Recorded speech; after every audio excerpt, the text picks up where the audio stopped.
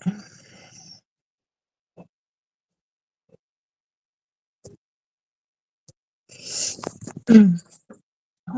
Namo Bhagavate Vasudevaya.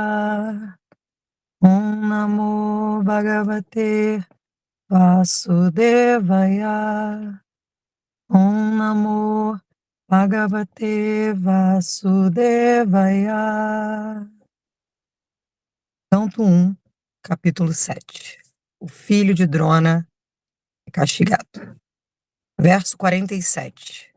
Meu senhor, não faças a esposa de Dronacária chorar como eu. Estou aflita pela morte de meus filhos. Ela não precisa chorar constantemente como eu. Verso 48. Se a ordem real administrativa, sem restringir nem controlar seus sentidos, ofende a ordem dos Brahmanas e os enfurece, então o fogo desse furor queima todo o corpo da família real e traz aflição para todos. Verso 47. Meu senhor, não faças a esposa de Dronacária chorar como eu. Eu estou aflita pela morte de meus filhos. Ela não precisa chorar constantemente como eu. Verso 48. Se a ordem real administrativa, sem restringir nem controlar seus sentidos, ofende a ordem dos Brahmanas e os enfurece, então o fogo desse furor queima todo o corpo da família real e traz aflição para todos. Hare Krishna. Eu vou ler o sânscrito, verso 47. Ma om marodid asya janani gautami patidevata yathaham mritavatsarta rodimyashrumukhi muhu. Verso 48. Yaiko pitam brahmakulam rajanyar ajitatmabhi tatkulam pradahatyashu sanubandham sukarpitam.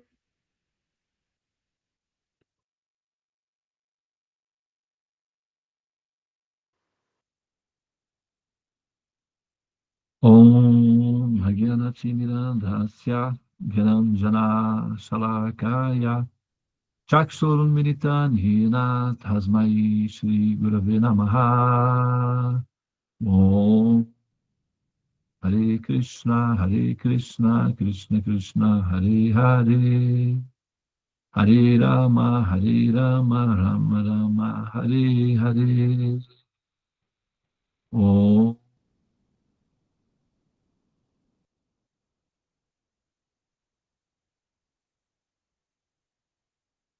Muito bem, nós vamos então dar sequência aqui no estudo que nós estamos fazendo do canto 1, capítulo 7, o filho de Drona é castigado. Primeiramente, muito bom dia a todas as pessoas que estão presentes na sala, muito obrigado a todos os voluntários que, enfim, sacerdotisas e voluntários que assim fizeram o caminho dos mantras para o nosso benefício, tá?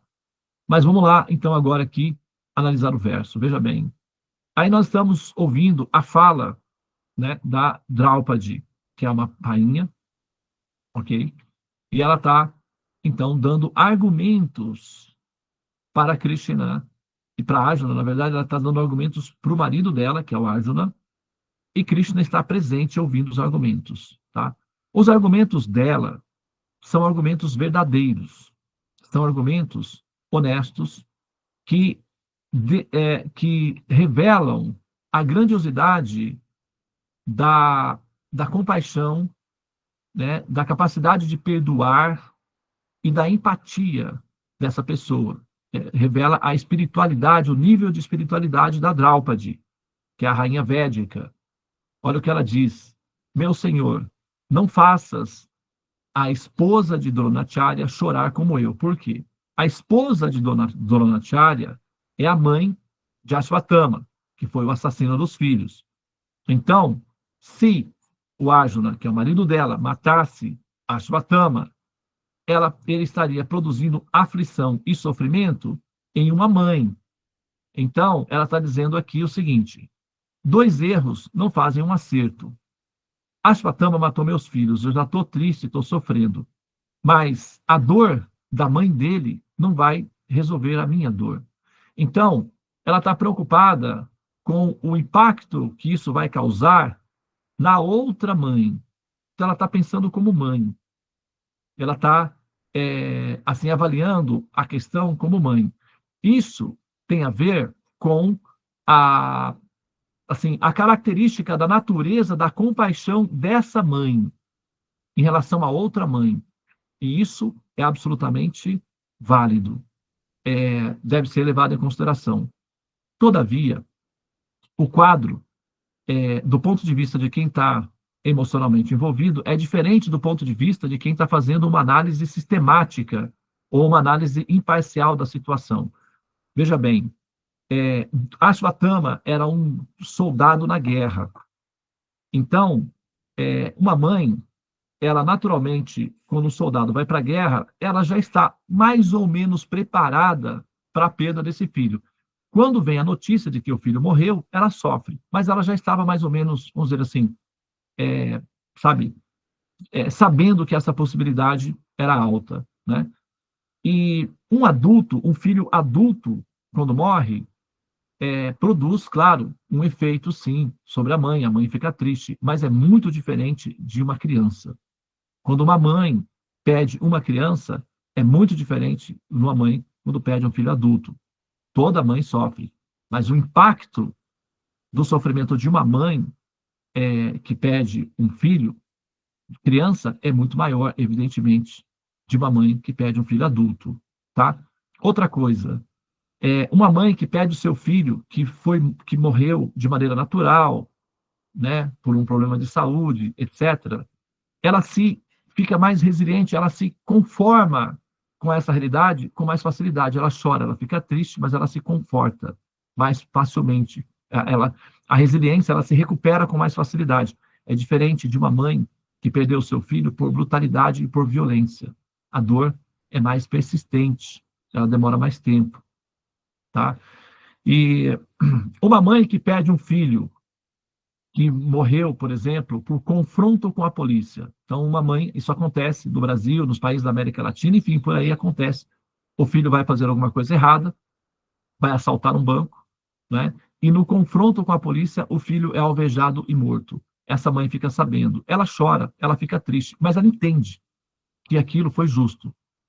O filho estava numa situação errada, estava fazendo uma coisa errada e faleceu como consequência do erro que ele cometeu. Então a mãe, ela fica triste, ela chora, ela fica em luto, mas ela entende que a justiça foi feita. Uma mãe honesta, né? Uma mãe honesta vai pensar dessa forma. Um pai honesto vai pensar dessa forma. Um pai está em casa, ele é trabalhador, ele trabalha. E o filho resolve, então, junto com os amigos, assaltar um carro forte. Os guardas, os seguranças revidam e o filho é assassinado, o filho morre no confronto. A notícia chega ao pai. O pai fica triste, o pai chora, porque não é isso que o pai quer para um filho. Mas, afinal de contas, o pai entende. Foi justo. Por quê? Ou ele morria, ou um pai de família que está trabalhando morreria. Então, é triste ver o meu filho morrer, mas é justo, porque eu prefiro que um pai honesto tenha morrido. Então, é doloroso? É. Mas se o pai é honesto e justo, ele vai entender que isso faz parte do jogo. Ele vai ter uma resiliência maior. Ele vai se adaptar de maneira mais rápida. Então, assim, o quadro que a Draupadi está apresentando é um quadro que diz respeito à emoção dela, da empatia dela com outra mãe. Mas não é equilibrado o senso de justiça. O senso de justiça está desequilibrado. A situação é absolutamente desequilibrada. São 5 crianças que faleceram, crianças inocentes, numa situação absolutamente desnecessária. O Ashwatthama é um guerreiro armado, bem preparado e criminoso. Então, essas duas mortes são absolutamente diferentes. Mesmo que o Ashwatthama fosse condenado, ele no final ele morre, mas mesmo que ele fosse condenado ali, o impacto que produziria de sofrimento no coração da mãe do Ashwatthama seria muito diferente do impacto de sofrimento que está causando no coração da Draupadi. Do ponto de vista de um juiz, ele pensaria assim: a justiça, né, imparcial, sem envolvimento sentimental, é esse. A Draupadi está envolvida emocionalmente. Então, do ponto de vista da análise da moral, da grandiosidade de compaixão da Draupadi, nós admitimos que ela é uma alma muito elevada, um espírito refinado, compassivo e perdoador. Do ponto de vista da justiça social, da lei do karma, não. Ela está errada. Porque a análise que ela está fazendo não é compatível. Tem um desequilíbrio social aí. Tá? Então, sim, o Ashwatthama será condenado. Apesar da compaixão da Draupadi, apesar dos pedidos de perdão, apesar dos argumentos todos que ela está dando aí, não. Ashwatthama merece ser educado ou corrigido. Foi a mesma coisa que o Arjuna fez com Krishna. O Arjuna tentou esses argumentos com Krishna. Por quê? Esses argumentos, eles revelam a grandiosidade da alma desses devotos de Krishna, desses devotos de Vishnu. Eles são grandiosos, perdoadores, compassivos, de natureza resiliente. Mas as leis do karma requerem uma frieza de decisão. É assim que funciona. Então, Krishna disse: Arjuna, ao seu envolvimento sentimental revela a sua grandiosidade. Entretanto, a minha análise não tem a ver com as emoções. Eu estou fazendo uma análise puramente racional com base na justiça. E não é justo que você seja morto. Então você tem que lutar. Por uma questão de justiça. Vá à luta, meu amigo. Levanta-te e luta, ó Arjuna, castigador do inimigo. Então, Krishna fala assim. Agora vamos fazer um paralelo aí na seguinte situação. Olha só.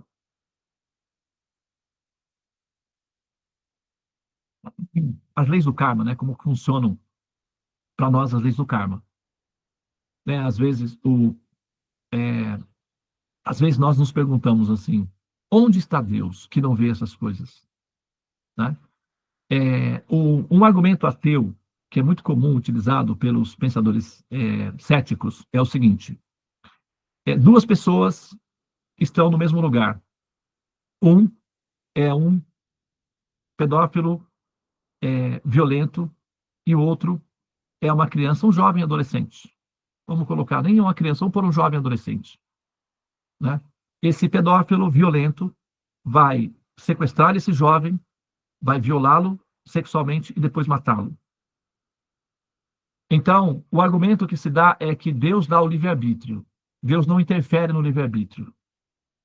Esse é o argumento que se dá para justificar as ações da violência, né? Da estupidez das ações violentas. Mas olhem a gravidade dessa afirmação. Porque Deus não está no coração de todas as entidades vivas. Deus não é o testemunha de todas as ações. E não é de Deus que vem todas as nossas forças. Tudo que nós fazemos não é oferecido, as forças que nós temos não é oferecido por Deus. Então, a força que o violador, que o pedófilo tem para conseguir exercer o seu livre-arbítrio violento, está vindo de quem? De onde é que ele consegue a força que ele precisa para perpetrar a violência contra o adolescente? O adolescente também não tem livre-arbítrio? O adolescente não poderia usar o livre-arbítrio para dizer: não, prefiro não passar por isso? Então, o que define que o livre-arbítrio do violador é maior do que o livre-arbítrio da vítima? Uma jovem que está sendo assaltada na rua e violada sexualmente, ela não tem o livre-arbítrio de dizer que não gostaria de ser violada? O violador tem o livre-arbítrio de dizer: gostaria de violar você. Mas a vítima não tem o livre-arbítrio de dizer: não gostaria. Então, por que um livre-arbítrio é maior que o outro? O livre-arbítrio da pessoa violenta é mais eminente, é mais forte do que o livre-arbítrio da pessoa vítima, que, em detrimento do livre-arbítrio da pessoa violenta, deve se submeter e sofrer para que o livre-arbítrio da pessoa violenta seja é assim, levado a cabo, porque, afinal de contas, ele tem o livre-arbítrio, e esse livre-arbítrio foi dado por Deus. Deus, estando no coração do perpetrador, da pessoa violenta, está oferecendo toda a energia, inteligência, capacidades para que essa pessoa exercite a sua violência. Então, Deus é cúmplice da violência, já que ele é o testemunha e participa do ato da violência? Esse é o argumento que os pensadores céticos ateus apresentam diante dos espiritualistas, e é um argumento bastante convincente e bem fundamentado.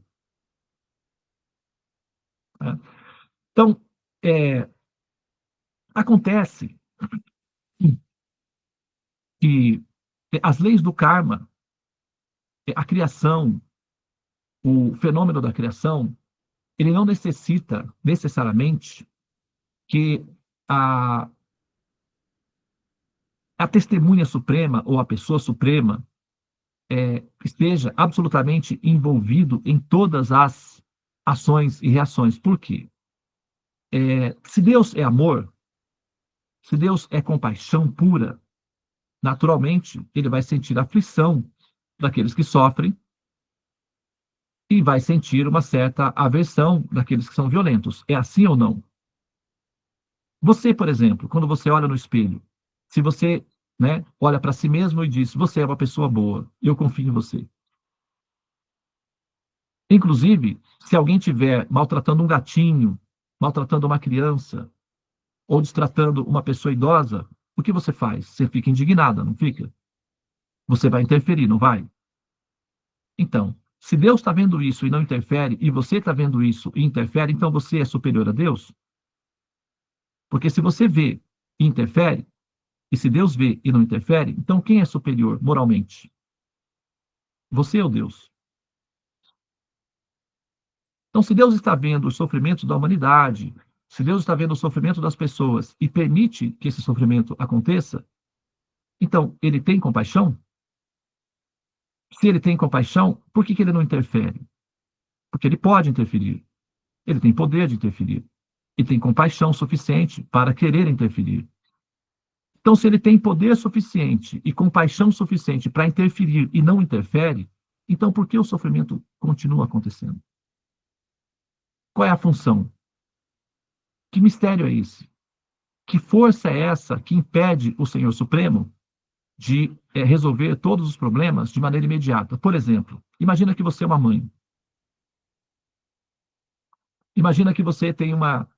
Muitas mães passam por isso. Elas têm seus filhos com umas doenças raras. Às vezes as crianças, passam por problemas com tumores malignos, que é o que se chama do câncer. Tem um hospital aqui no Brasil que fica aqui no estado de São Paulo, Barretos, que é o Hospital do Câncer. Então as crianças vão para lá. Agora imagina que uma mãe entra no hospital com o seu filho no colo e vê uma centena de crianças lá dentro sofrendo com restrições, sentindo dores, chorando, pedindo o carinho da mamãe.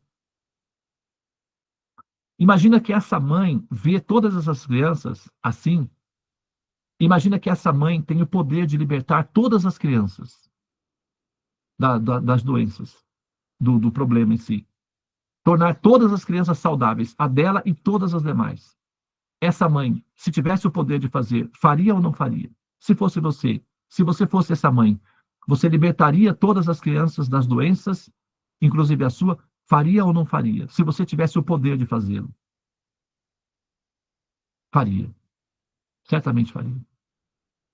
Então quer dizer que você é superior a Deus? Porque Deus tem o poder de fazê-lo, ou não tem? Para Deus, nada é impossível? Ele tem o poder de fazer ou não? Tem o poder de fazê-lo. Ele pode fazê-lo ou não? Pode fazê-lo. Ele está presente em todas as coisas? Ele está consciente, presente em todas as coisas, em todos os lugares, em todos os momentos? Se ele está presente conscientemente em todos os lugares, em todos os momentos, então por que ele não faz? Se Deus estivesse... Imagina que você é uma mãe. E você vai entrar no hospital com seu filho no colo. E ao seu lado está Deus, pessoalmente.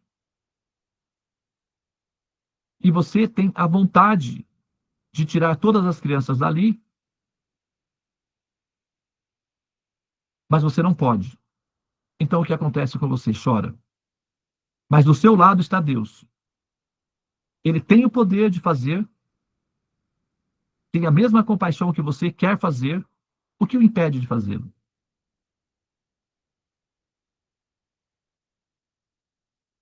Se ele for uma pessoa emocional, se ele for uma pessoa envolvida emocionalmente, ele faria ou não?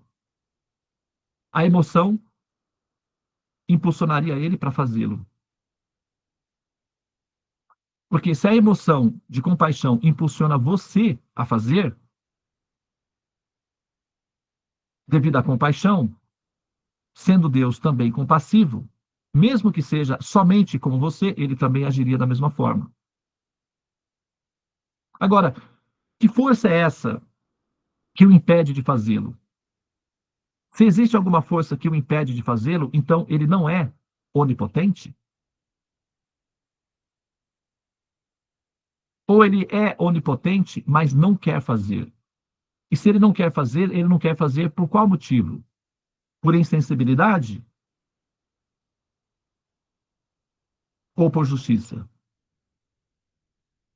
Porque existe o sofrimento no mundo, não só das crianças, mas dos animais, dos velhos, das mulheres, dos homens, de todos os seres. Quem administra as leis do karma? Se houver pessoas emocionais administrando, a justiça não é aplicada. Porque pessoas emocionais evoluem, elas ficam compassivas. E a compaixão perdoa todas as falhas. Aqui, por exemplo, tem o exemplo de uma mãe, num estado de muito sofrimento, perdeu 5 filhos que foram assassinados de maneira brutal, ela está absolutamente destruída emocionalmente.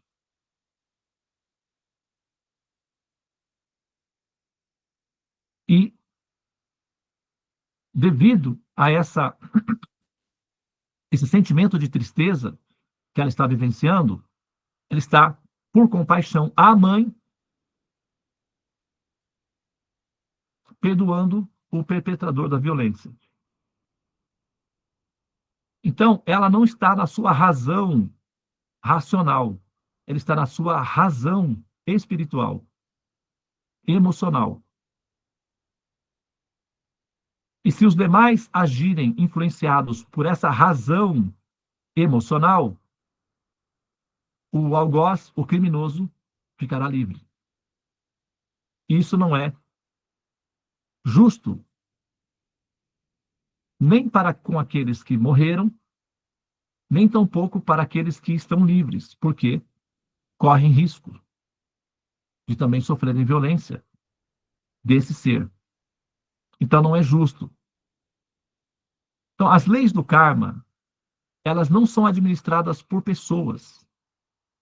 As leis do karma, elas são autômatas, independentes e algorítmicas. Ela não considera pessoas, ela só considera dados funcionais. Então, quando nós olhamos as tragédias da humanidade, o sofrimento das pessoas, o sofrimento pelos quais nós passamos, essa função ela está sendo administrada de forma algorítmica, é autômata, com dados de precisão entre as relações de causa e efeito, de benefício ou de malefício. A pessoa suprema, a pessoa Deus, ela não precisa necessariamente estar presente administrando essas funções. Porque a pessoa Deus, a pessoa presente Deus, é emocional. Tem o coração semelhante ao de uma mãe. Devido a essa emoção, certamente não haveria justiça. Então, essa função ela é delegada para o que se chama de a entidade, né, a instituição karma, que é as leis do karma, são funções automáticas, são criações do Criador, mas elas funcionam independentemente, automaticamente, sem necessariamente ter que ter a presença de Deus para a definição desses valores diretos, porque elas já são feitas de forma automática. Logo, o que nós, para finalizar então aqui a minha fala, o que nós fazemos quando temos conhecimentos, nós, como nós somos seres sencientes, nós somos sensíveis, nós não somos máquinas algorítmicas, nós somos consciências. Então, naturalmente, nós sentimos compaixão daqueles que sofrem, das crianças, das mulheres, dos homens, dos animais, da natureza, da vida. E nós atuamos por compaixão. Nós sempre vamos atuar por compaixão. Entretanto, nós devemos entender que o que nós temos que fazer é o exercício, nós temos que atuar, caminhar, agir de maneira piedosa e ensinar a humanidade a agir de maneira piedosa, enquanto nós aliviamos os sofrimentos daqueles que estão sofrendo devido aos seus atos em vidas passadas. A compaixão, a atitude prática de aliviar o sofrimento da humanidade é obrigatória do ponto de vista do Dharma, é uma lei moral, ética, é obrigatória para todo ser espiritual, para toda pessoa pensante, é uma obrigação moral ter compaixão daqueles que sofrem, independentemente de quem seja. Entretanto, é cabível que se saiba que as leis do karma, elas são algorítmicas e insensíveis. Elas não veem pessoas. Elas não computam pessoas. Elas não se relacionam com pessoas. Elas só atuam com dados. Por isso, nós temos que estimular a máquina com dados piedosos, para que a nossa experiência de vida na relação com a criação seja o menos aflitiva possível e, ao mesmo tempo, entender que lidar com essa máquina insensível, fria e justa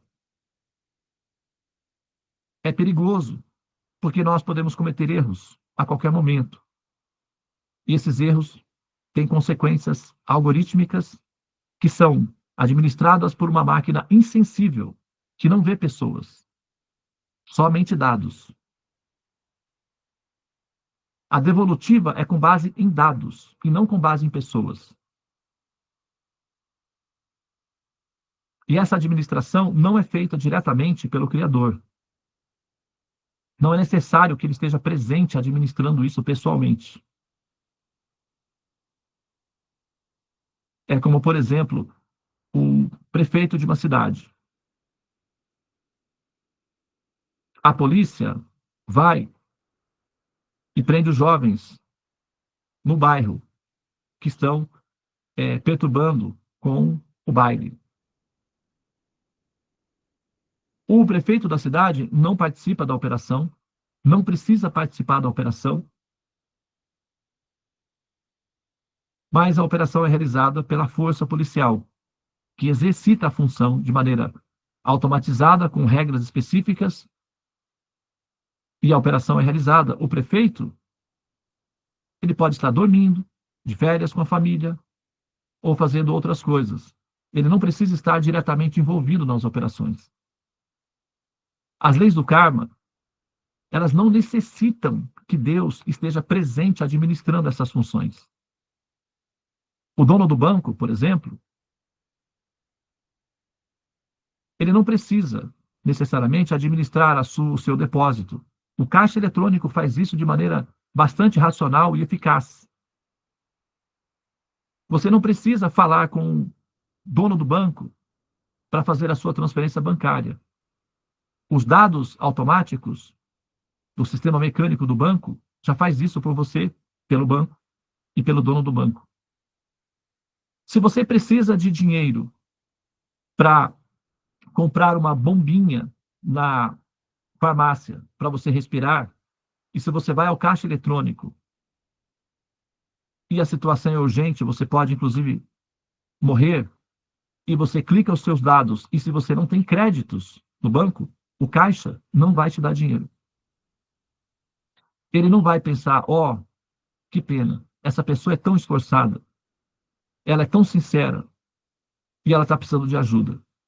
Deixe-me favorecê-la. O caixa eletrônico, ele não vai pensar assim. Ele não vai pensar em você como pessoa. Ele vai se relacionar com você, de maneira fria, numérica, algorítmica. Se não houver saldo, ele não dá o que você precisa. Assim são as leis do karma. Nós precisamos produzir créditos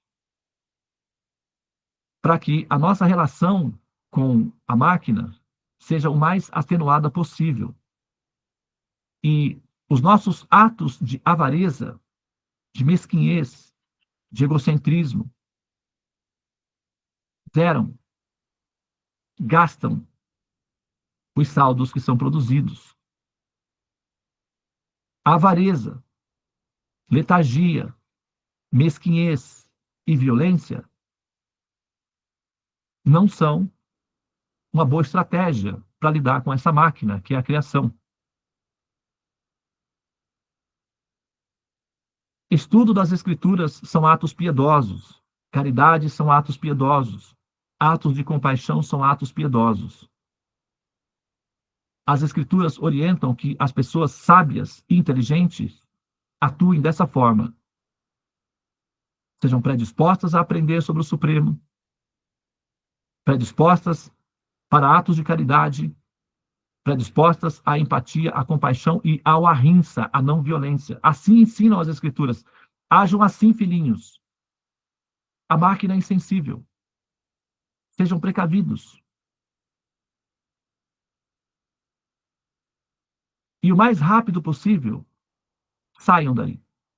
Não é um lugar seguro, nem adequado para você estar. Assim que você perceber isso, decida, saia. Eu te ajudarei a sair. Então, essa é a função. Tá? Para aqueles que querem entender um pouco, né, das leis do karma. Nós estudamos as leis do karma. Então, quando você, diante dos seus problemas da vida, começar a se lamentar, a reclamar dos seus problemas, lembre-se, não há inocentes. Os nossos problemas foram criados por nós mesmos em nossa vida anterior, devido à violência, devido à ignorância, devido à avareza, devido à letargia. Então, o que nós temos que fazer? Tem alguns que sofrem mais, outros que sofrem menos, mas todos nós sofremos. E não há outra maneira de viver essa situação a não ser que seja com dignidade. A indignidade e a lamentação aumenta a dose do sofrimento. A dignidade de admitir que nós somos responsáveis pelos nossos erros do passado e o que nós experimentamos agora são as consequências da nossa ignorância, da nossa letargia, do nosso egocentrismo, da nossa violência passada, é um ato nobre de uma pessoa sóbria. E com dignidade, ela vai enfrentar o problema dela com respeito ao Senhor Supremo, com devoção a Deus, com dedicação, sabendo muito bem que por compaixão pessoal, o Supremo pode sim aliviar os karmas, mas ele não é obrigado a fazê-lo. Então, nós ansiamos pela misericórdia do Supremo, pela compaixão do Supremo, para que os nossos karmas sejam aliviados, mas não que nós merecemos, ou que nós sejamos inocentes, ou que haja injustiça sobre nós. Que as pessoas não nos amam, as pessoas nos traem, as pessoas não me compreendem. E eu sou uma vítima. Coitadinha de mim. Não caia nesse truque inferior. Seja nobre, tenha dignidade perante Deus, admita as suas falhas perante Deus e suplique por sua compaixão e misericórdia. Aí sim, uma pessoa pode te atender. Mas enquanto nós somos orgulhosas, vitimistas, violentas, a máquina é que cuida de nós. E a máquina não vê pessoas. Ela só vê dados.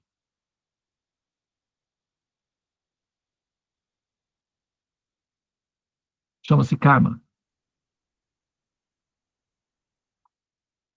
Muito bem. Então, eu vou pausar aqui, tá? Eu não entrei no segundo verso, mas eu acho que compensou, né, assim, o foco desse assunto. E muito obrigado pela atenção. Namastê. Hare Krishna, Krishna Krishna, Hare Hare, Hare Rama, Rama Rama, Hare Hare. Ó energia suprema, amor divina, ó Mahamantra, libertador do ser, desperta-me, eleva-me, envolve-me, protege-me. Hariom, Shanti, Namastê, Om Tat Sat, Hare Krishna.